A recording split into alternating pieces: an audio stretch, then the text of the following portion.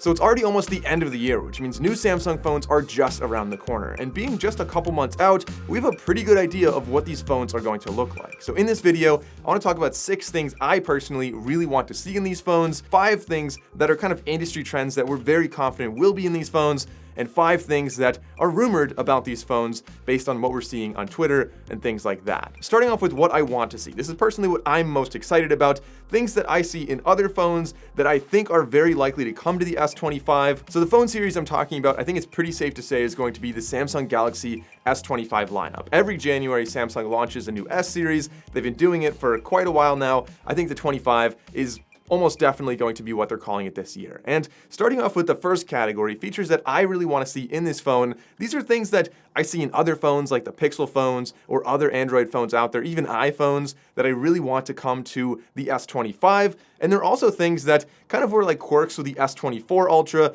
that I would just kind of like to see fixed in the 25. Starting off with the first one, I really want to see Qi 2 magnetic charging. So if you're not familiar with this, essentially it's MagSafe for Android. So Qi wireless charging is kind of a protocol you might have seen for a while. It's just a very common way to wirelessly charge phones, and Qi 2 adds a magnet in there. So far, there's only one phone on the market that really offers this besides the iPhones, and I really think this would be the perfect opportunity for Samsung to sell a huge amount of phones if they added that. Like, I'm always buying cases for my Samsung phones because I want MagSafe on the phone, but it would be so nice if it was just built into the phone and you didn't need to always get a case for that. It's a feature that I think is a little bit kind of it's a reach. Like, I'm not confident it's going to be in this phone. I haven't seen any rumors saying that that will happen, but it's something that I would absolutely love to see on here. Number 2, a feature that I think is very likely to end up on here. This is something that Apple has had for quite a few years now.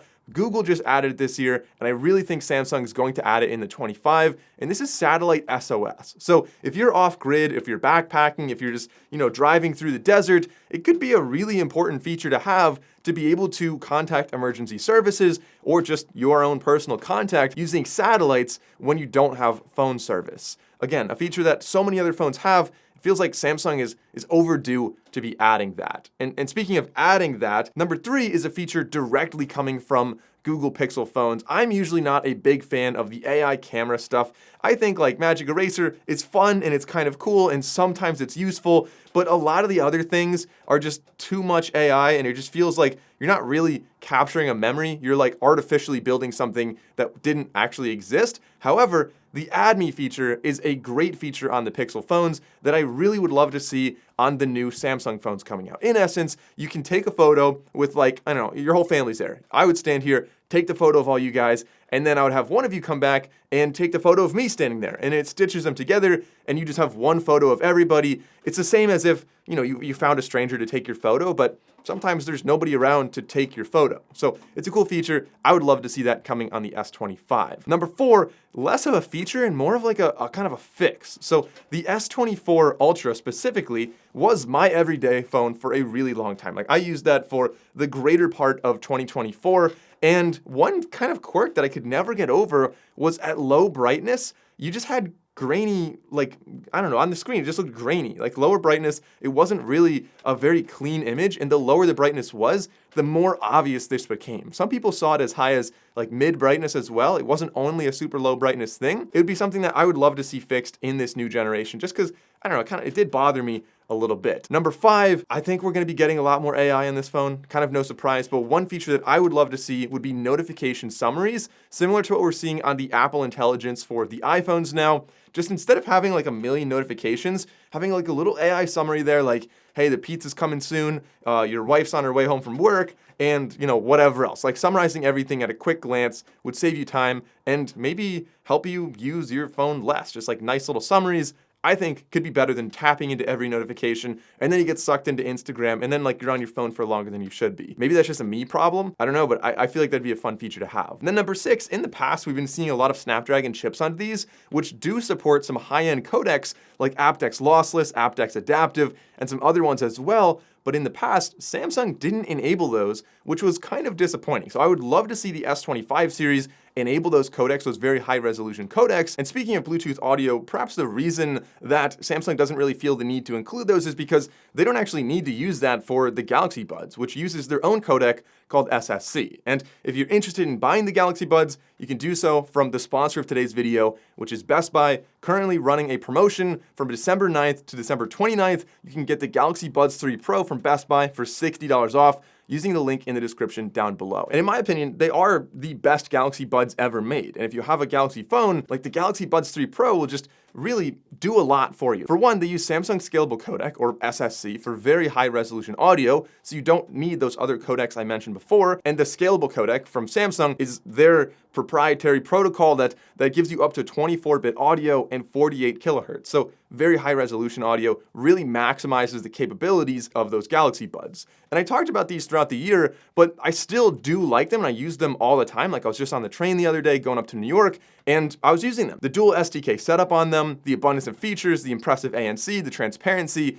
Overall, like if you're a Samsung user, they're a great buy. If you're not a Samsung user, they're still a pretty good pair of earbuds, but you really get a lot in the Samsung ecosystem. For example, you can use them as an external microphone for your Galaxy phone. So if you're filming a video and like you're really far away and you don't have like a lavalier microphone, the Galaxy Buds could totally work for that situation. You can also charge them in the back of your S24, S24 Plus, S24 Ultra, really any other Samsung flagship phone, because of course the Samsung flagship phones have reverse wireless charging on the back of them. So if you're considering buying a new Samsung phone this year, or even if you're not, maybe you just want a pair of earbuds, now could be a great time to buy a pair of Galaxy Buds 3 Pro from Best Buy while the sale lasts. Like I said, $60 off, brings them down to $189, and depending on your location, you could possibly even get a trade-in credit as well if you have some old earbuds that you want to trade in. So that was my wish list of what I want to see from the Galaxy S25 lineup. But we have some more solid knowledge of what's most likely coming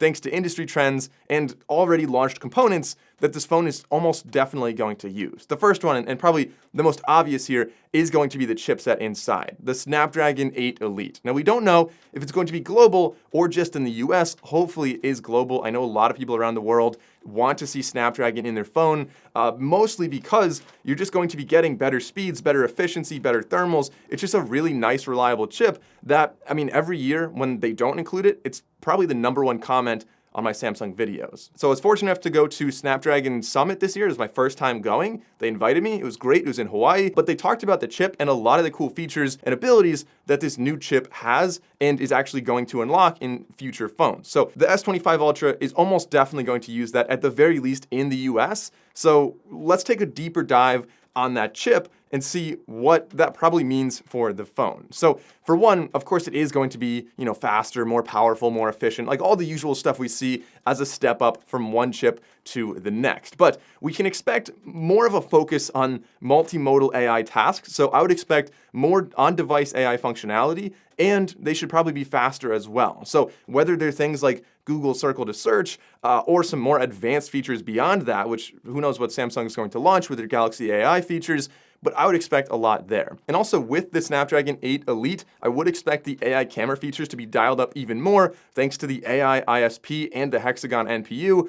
I doubt we're gonna see this one specific feature in the newer phone yet, maybe in like a couple years in the future, but it would be cool. Who knows? We can hold out, maybe this will happen in the S25, but at the summit, Snapdragon talked about this new chip being able to do what they called video magic eraser. So much like regular photo magic eraser, where you just like something in the background, you circle it, it disappears. We could theoretically be able to do that on the S25 Ultra using videos as well. So if they're going to add that or not, I'm not sure, because I think that would be an amazing feature. Say I'm filming this video right here and like I decide I don't like that plant. You could circle it, it'll remove it from all the frames in the video, and that could be nice. This could be great if you're like filming a family video and there's some embarrassing thing in the background. You could just remove that from the video. Thirdly, I think we're going to have better image interpretation. This is probably going to be a big one specifically for skin tones. So Samsung has been improving this year after year, getting better skin tones. But now this new chip, the X Elite, should be able to identify many more items in the same photo. So literally dozens of items in a photo. And therefore, like it can say, all right, there's a building in this photo, there's a face, there's a dog, there's whatever. And it'll recognize like, okay, this is a person. And you can get the skin tones of the color even better based on that. Now it's all gonna be done behind the scenes. Like you won't see that. But at the demos we saw at Snapdragon Summit, I think that is really quite promising. I think it's probably one of the biggest things around the world. You know, everyone has different skin tones, and being able to take photos that accurately represent skin tones is incredibly difficult for phones. Very few phones do it well, and I'm hoping the S25 becomes the new standard with this new chip. And then fourth, obviously expect better gaming efficiency and performance. I'm not the biggest gamer out there, but I know the S24 Ultra is already a fantastic phone for gaming, so I would expect to have even better gaming on the 25. And then the last expectation from the industry trends here, if you look at the S23 Ultra and the S24 Ultra, honestly, they're almost impossible to tell apart. Like, I had to really double check these to make sure I had the right phones here. But on the front, you'll see the displays are some pretty big differences. For one, the S24 Ultra has a giant crack in it, and the S23 does not. All right, I'm obviously kidding about that, but the displays do have some pretty big differences. For one, it's a flat display on the 24 compared to the 23, so I think on the 25, again, we should expect a flat display here. And the anti-glare is really nice on the 24. We're starting to see that in more and more devices, but it does get really smudgy after you use it for many months. So it would be good if Samsung could keep the anti-glare, but also fix the smudging a little bit. I think that would be great, but I do expect the anti-glare to be hopefully coming to all of the S25 phones, not just the Ultra, because it is such a great feature to have. And then the last category of this video, the rumors, what we've been seeing on Twitter, some possible leaks, not so much leaks, but more so like phone cases and stuff like that, information that's already kind of getting out. First, we do expect probably a very slight decrease in size, possibly slimmer bezels, possibly less of a chunky metal exterior on here. Not that it really is chunky, but it should potentially be a little bit smaller on this 25. Number two, we should have shallower camera bumps on the rear. So hopefully that does reduce the camera wobble when you're using the S Pen, so it doesn't like rock back and forth, as this one kind of still does pretty significantly. Thirdly, the camera bumps are rumored to have like a kind of mushroom shape, a little bit of an overhang on the extrusions. Hopefully that's not true, because I think that would trap a ton of dirt in there. But if it is, I will definitely be getting a case for this phone so that I don't get a lot of dirt in there. I don't really know why that would happen. I think that's probably not a very true rumor. Fourth, the pricing is rumored to be the same as the 24 series at $799 for the regular, $999 for the Plus, and $1299 for the Ultra. So in summary, we're expecting a really similar phone aesthetically to the S23 Ultra and the S24 Ultra, which is really no surprise. It's already a really great phone, probably one of the best Android phones of 2024. I think most of the differences are going to be software differences or some subtle differences, like maybe magnetic wireless charging, maybe an SOS feature, maybe some very significant features that you just won't see from looking at the phone on the outside. So let me know what you want to see in the S25 series, the Plus, the regular, and the Ultra. And I don't know, I'm excited to see when it comes out. If you want to see, of course, make sure you get subscribed to the channel. I will definitely be covering it the day it launches.